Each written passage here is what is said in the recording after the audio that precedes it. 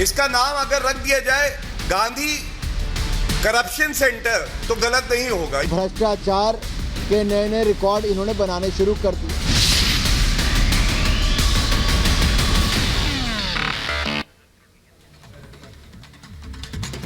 तो कांग्रेस की cash factory, आपको बता दें, लगातार कैश बरामद होने का सिलसिला बना हुआ। कैश कांड पर बीजेपी के सांसद निशिकांत दुबे ने एक और दावा किया और कहा कि मेरी जानकारी के मुताबिक 310 करोड़ की गिनती हो चुकी है, 10 कमरे अभी खोले जाने बाकी हैं। लगता है 600 से 700 करोड़ कैश मिलेगा, ये कह रहे हैं निशिकांत दुबे। एक बार फिर से उन्होंने दावा किया है, कहा है कि 310 करोड़ तक की जो गिनती है मेरी जानकारी के मुताबिक वो हो चुकी है। आपको बड़ी खबर बता दें, कैश कांड पर निशिकांत दुबे ने एक बार फिर से दावा किया है। लगातार नोटों की गिनती की जा रही, 600 से 700 करोड़ कैश मिलेगा, लगता है ऐसा।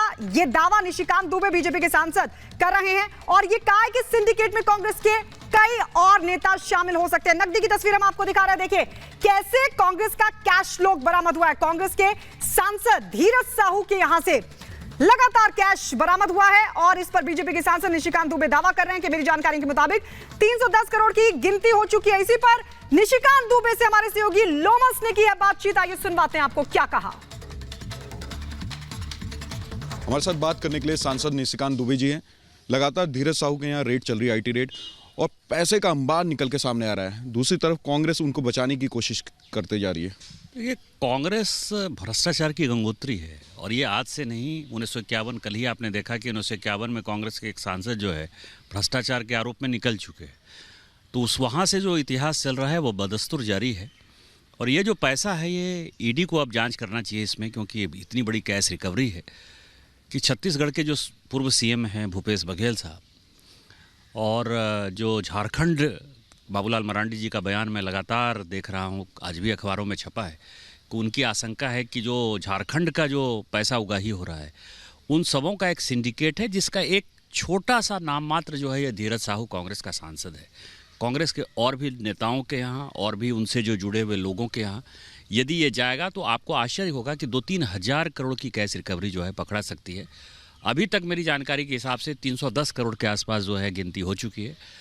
10 जो कमरे हैं अभी खोले जाने बाकी हैं, ये केवल 10 कमरे में इतना मिला है।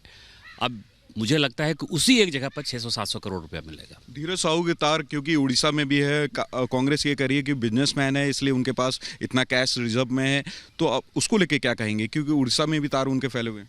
इतने कैश होते हैं क्या, रिजर्व होते हैं क्या? मुझे जहाँ तक भारत के कानून का समझ है शायद इतना कैश रखने का जो है उनको कोई अधिकार नहीं है।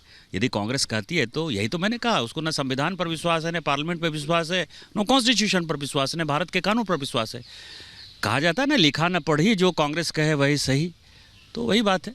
आप आने दीजिए। ऐसे नेताओं को कौन बचा रहा है कांग्रेस में? कांग्रेस का पूरा केंद्रीय नेतृत्व बचाता है। जितने भी केंद्रीय नेतृत्व कौन होता है? गांधी परिवार को छोड़कर कांग्रेस में कौन नेतृत्व करता है? मैंने तो उस दिन कहा पार्लियामेंट के अंदर कि एकमात्र ओबीसी जो है सीताराम केसरी, जो कि ट्रेजरर वर्षों तक रहे, वो अध्यक्ष जब बनाए गए उनको किस तरह से बेइज्जत करके कांग्रेस पार्टी ने बाहर किया, किसके इशारे पर किया? इसी गांधी परिवार के कारण किया। तो इसीलिए वही बचा रहा है।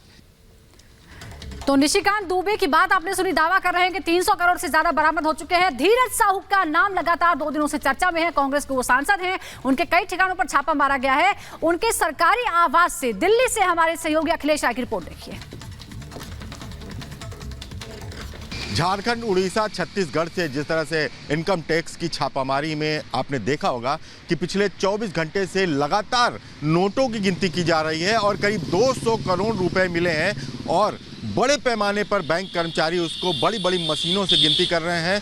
उस कंपनी, जिस कंपनी में ये छापा पड़ा है, उस कंपनी के मालिक जो है उनका घर है यहाँ जहाँ मैं खड़ा हूँ, धीरज प्रसाद साहू। आप देखिए, मेंबर ऑफ पार्लियामेंट राज्यसभा, ये कांग्रेस से राज्यसभा के सांसद हैं और इनकी कंपनी में बड़ी शराब के कारोबारी हैं और इनकी कंपनी में जो छापेमारी हुई है, अब तक 200 करोड़ से ज़्यादा की नकदी बरामद हुई है। ट्रकों में भरकर उसको, उन नकदी जो बरामद हुई है उसको SBI ब्रांच में जमा किया गया है और अभी भी गिनती जारी है। करीब 8 मशीनें लगी हुई हैं, 30 बैंक कर्मचारी लगातार उस नोटों की गिनती कर रहे हैं। और हम आपको दिखाते हैं कि ये राज्यसभा सदस्य के तौर पे उनका घर जो सरकारी आवास मिला हुआ है, सन्नाटा है, यहाँ पे कोई नहीं है। यहाँ पे सिर्फ उनकी एक गाड़ी खड़ी है और कोई अंदर कर्मचारी उनके ऑफिस स्टाफ भी नहीं है। हालांकि उनका एक नौकर यहाँ बहुत देर तक दरवाज़ा खटखटाने के बाद निकला था, जिसने बताया कि वो कल शाम को आए थे, लेकिन उसके बाद उनका पता नहीं चला वो कहाँ गए। लेकिन यहाँ पे उसका कहना है कि कोई भी इनकम टैक्स का अधिकारी नहीं आया था, वो यहाँ पे सिर्फ काम करता है। यहाँ पे उनके लिए कुछ खाना वाना बनाता है, जो गेस्ट आते हैं उनकी देखभाल के लिए यहाँ रखा गया। लेकिन फिलहाल ये बंगला खाली है। यहाँ पे न नेताजी मौजूद है, न उनकी तरफ से उनका कोई स्टाफ मौजूद है, न बात करने के लिए कोई मौजूद है। लेकिन हम आपको दिखाते हैं कि ये 29 फिरोज शाह रोड का बंगला जो है, ये धीरज प्रसाद साहू जो कांग्रेस के मेंबर ऑफ पार्लियामेंट है, जिन्होंने अपनी 2018 में राज्यसभा सदस्य जब चुने गए थे, उस समय 34 करोड़ की प्रॉपर्टी सिर्फ बताई थी और उसमें भी करीब 2.5 करोड़ रुपए का लोन बताया था। उस धीरज प्रसाद साहू की कंपनी में जब छापेमारी होती है तो अभी तक 200 करोड़ रुपए से ज़्यादा की नकदी बरामद होती है।